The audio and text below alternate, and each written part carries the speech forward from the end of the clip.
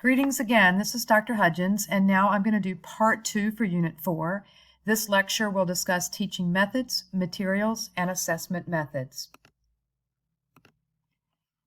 The objectives for this lecture: by the end of this unit, learners will be able to identify at least 3 teaching methods with at least 1 pro or con for each, identify at least 3 teaching materials with at least 1 pro or con for each, and describe in 1 to 3 sentences at least 3 assessment methods. So in discussing teaching methods and materials, let's define methods. It's the way in which information is taught, and materials are objects used to deliver the information. Commonly, one method is a lecture. This is a structured verbal transmission of information.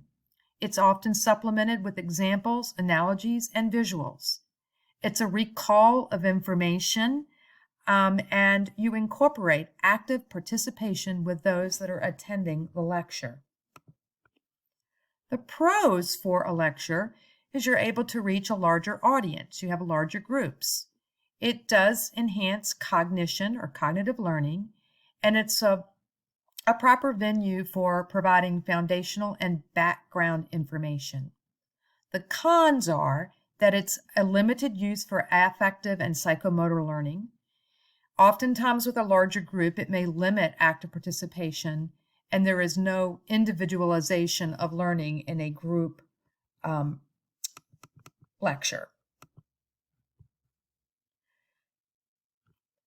So other options include group discussion and group work. Discussion versus work.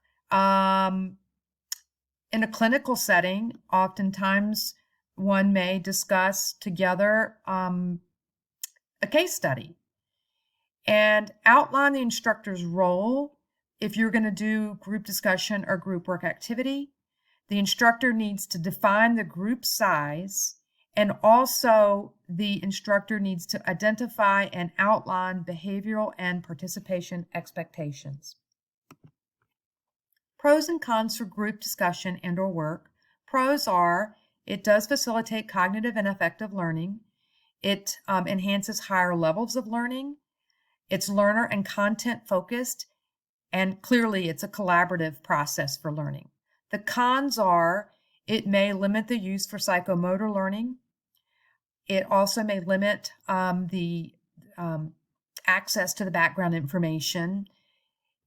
You potentially could have participants that either over or under are underactive within that group session.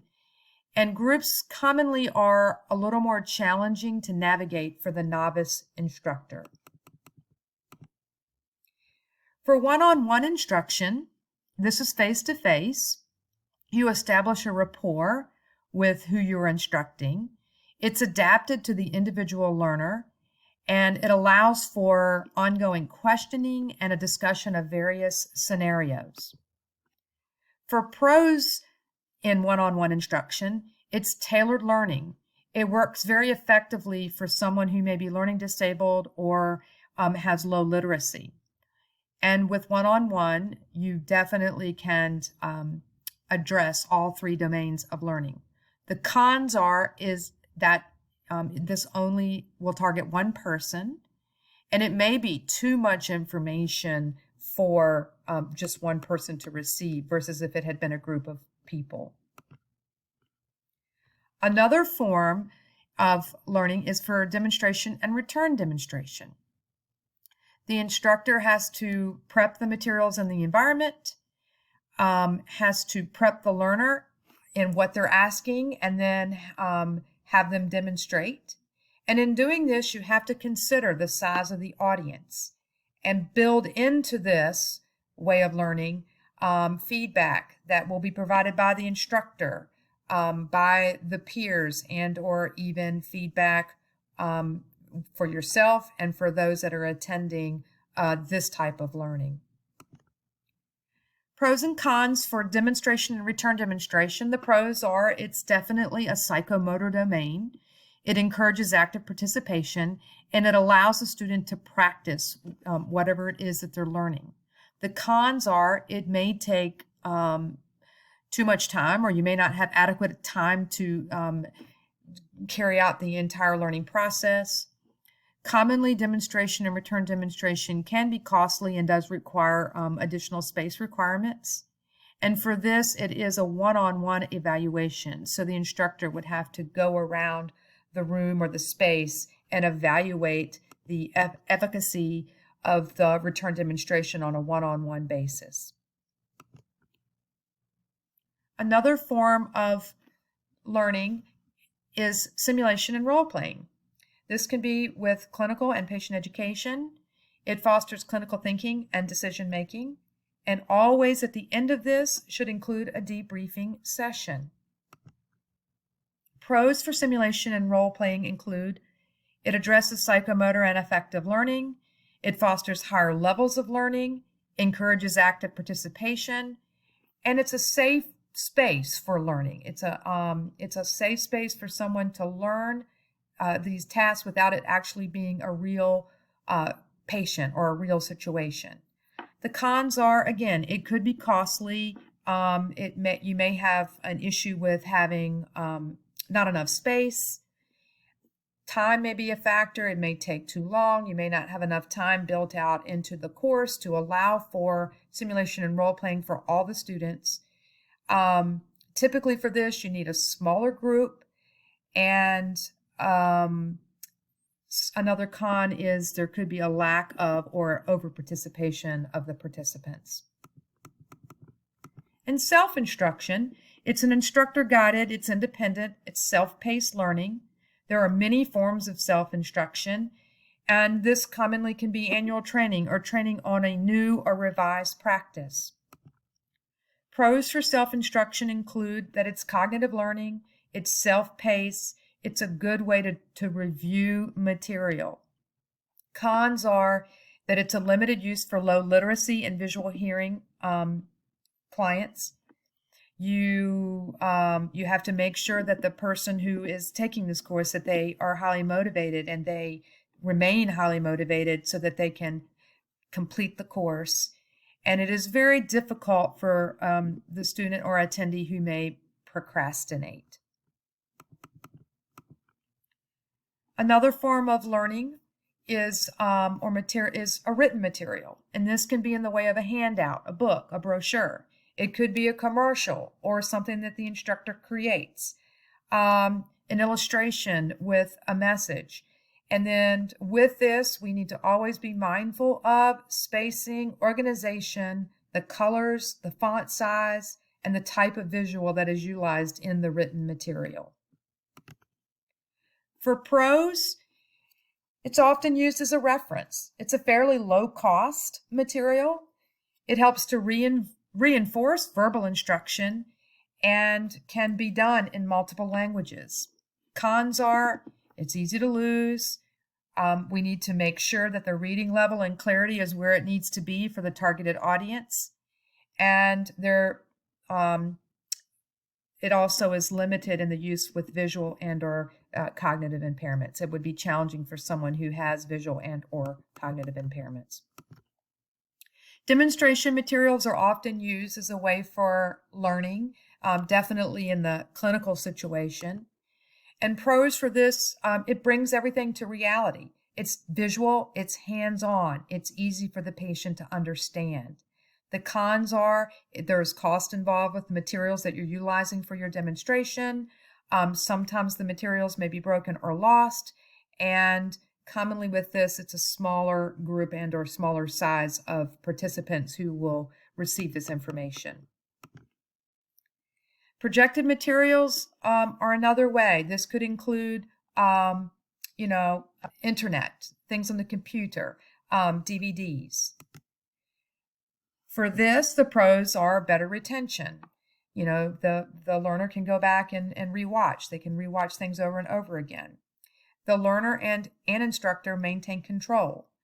It does facilitate cognitive learning and also may include motor skill demonstration.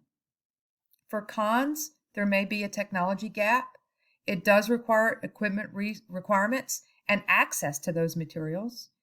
Commonly with projected materials, especially in the classroom, it requires a darkened room, which commonly can interfere and or potentially make the student feel sleepy.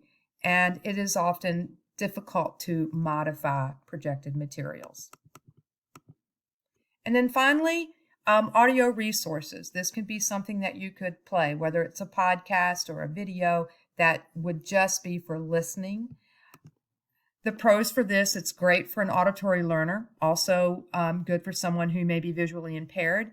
And it does allow for the learner to repeat listen. They can go back and listen to it over and over again. Cons are, it may be difficult for you to modify the information, and there is no interaction with the instructor. When we assess learning, we need to make sure that we understand, did the learner learn what they were supposed to learn? And we need to consider, when do we assess? How often? And how do we assess? So most of the time, these are done on competency-based examinations and or practical exams.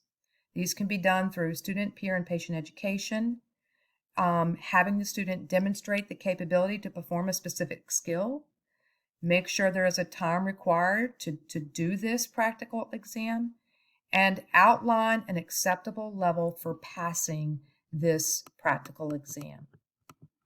In written exams, it can be an essay, it can be short answer, fill in the blank, true or false, multiple choice, and consider pre and post testing. There can be verbal examination, having the student state information or instructions in their own words, or ask open-ended questions and have the student respond to those questions. It can be project or paper-based. These are mostly used for students. This may include a final project or a final paper. It fosters higher level of thinking, reasoning, and creativity. And for this, rubrics are key. The rubrics are very important when you have these project and or paper-based assignments in order to be objective when you're assessing the outcome of this particular way of learning. For fieldwork, as you all know, there is the fieldwork performance evaluation that is developed. It's been developed by OTA, and it is, again, it's linked into this unit's course. It's very important at the conclusion of every lecture, what other teaching methods or materials or assessment methods should I include? Should I include more verbal examination or more written examination? Should I modify my written exam? Which should I use more frequently and why? And always consider, as an instructor, are there more appropriate options to utilize in my way of teaching materials and methods? These are the lecture references. And as always, thanks for listening, and I look forward to what you have learned from Unit 4. And as always, if you have any questions about the assignments, please reach out to me. Thanks.